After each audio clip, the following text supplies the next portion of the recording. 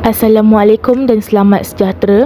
Hari ini saya dan ahli kumpulan saya iaitu saya sendiri, Nur Aisyah Sofia, Nur Sofia Najiha, Putri Nur Afikah dan Nur Alia Maisara akan membentangkan biologi tingkatan 5, bab 1 kepentingan pertumbuhan primer dan sekunder. Topik tugasan yang diberikan bertujuan untuk mengumpul maklumat kepentingan pertumbuhan primer dan pertumbuhan sekunder dengan prosedur yang telah ditetapkan.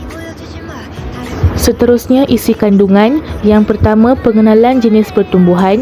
Yang kedua, perbincangan aktiviti, kepentingan pertumbuhan primer, kepentingan pertumbuhan sekunder, kepentingan tumbuhan yang mengalami pertumbuhan sekunder dari segi ekonomi. Yang ketiga, lampiran. Yang keempat, kesimpulan. Dan yang kelima, sumber rujukan. Pengenalan. Jenis pertumbuhan terbahagi kepada dua, iaitu pertumbuhan primer dan pertumbuhan sekunder. Pertumbuhan primer merupakan pertumbuhan yang berlaku selepas pencambahan dan dialami oleh semua tumbuhan untuk menambah panjang batang dan akar. Pertumbuhan sekunder pula berlaku kepada kebanyakan tumbuhan eukaryotik dan sebilangan kecil tumbuhan monokot untuk menambah ukur lilit atau diameter batang dan akar tumbuhan. Perbincangan aktiviti. Perbincangan yang pertama, kepentingan pertumbuhan primer. Pertumbuhan primer membenarkan pemanjangan pokok agar dapat menyerap cahaya matahari untuk menjalankan fotosintesis. Xylem primer dapat mengangkut air dan garam mineral dari tanah melalui akar ke daun dan memberikan sokongan kepada tumbuhan herba atau tumbuhan muda. Phloem primer dapat mengangkut hasil fotosintesis dari daun ke bahagian lain tumbuhan. Selanjutnya, keperluan pertumbuhan sekunder.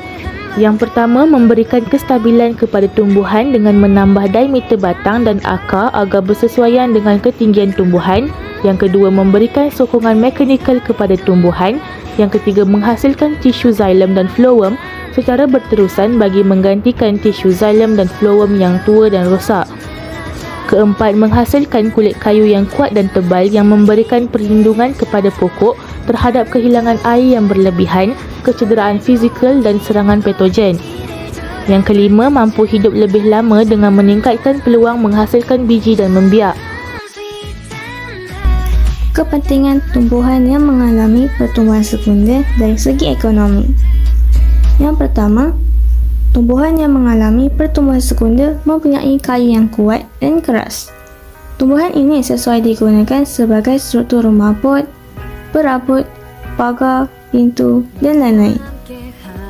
Kedua, kehadiran gelang tahunan pula menyebabkan perabot kelihatan menarik dan dapat dijadikan sebagai barang perhiasan. Ketiga, jualan buah-buahan seperti mangga dan manggis dapat menjana sumber pendapatan dan ekonomi negara. Keempat, tumbuhan berbunga dapat dijadikan sebagai tumbuhan hiasan.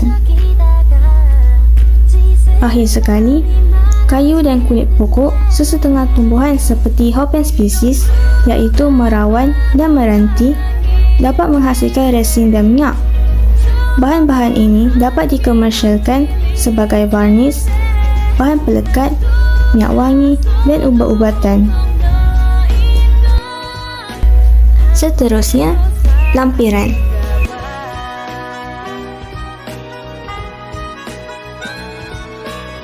Seterusnya, kesimpulan.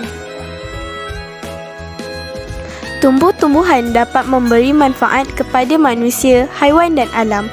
Selain membekalkan udara yang segar, sesetengah tumbuhan yang rendah dan melata menjadikan tumbuhan yang tinggi sebagai tempat teduhan.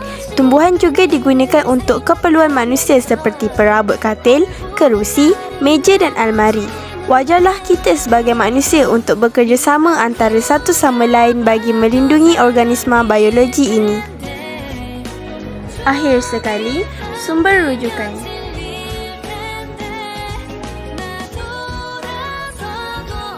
Itu sahaja daripada kami.